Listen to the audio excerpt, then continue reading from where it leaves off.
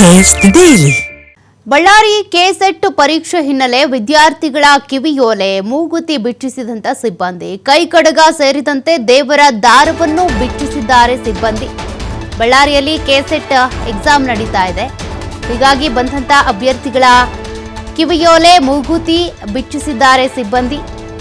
ಕೈಕಡಗ ಸೇರಿದಂತೆ ದೇವರ ದಾರವನ್ನು ಕೂಡ ಬಿಚ್ಚಿಸಲಾಗಿದೆ. ಸಿಬ್ಬಂದಿಯ ನಿರ್ಧಾರಕ್ಕೆ ಕೆಲ ವಿದ್ಯಾರ್ಥಿಗಳು ಅಸಮಾಧಾನ ಹೊರಹಾಕಿದ್ದಾರೆ. ಪ್ರತಿ ಬಾರಿ ಈ ರೀತಿ ಪರೀಕ್ಷೆ ನಡೆಯುವಂಥ ಸಂದರ್ಭದಲ್ಲಿ ಮೊದಲೇ ಪೂರ್ವ ತಯಾರಿ ಮಾಡ್ಕೊಂಡು ಬಂದಿರಬೇಕಾಗತ್ತೆ.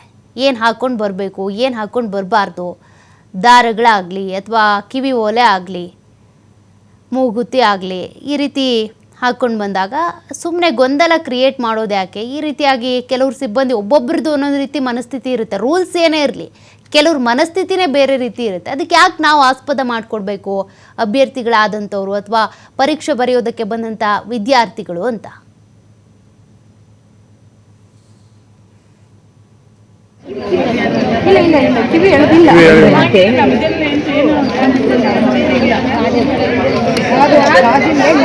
ಕವರ್ ಏನಿದೆ ಇದೆಯಲ್ಲ ಪೇಪರ್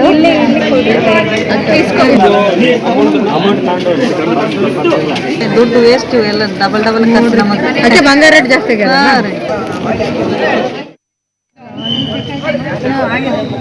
ಮೇಲೆ ಕಟ್ ಮಾಡಿ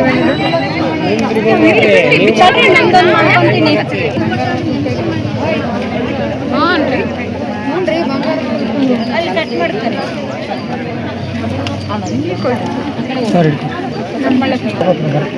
ಸರಿ ಬರ್ತಾ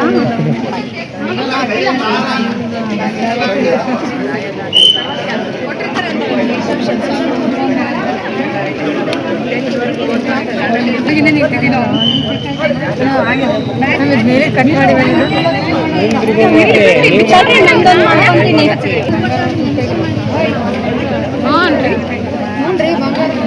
ಅಲ್ಲಿ ಕಟ್ ಮಾಡ್ತಾರೆ. ಸರಿ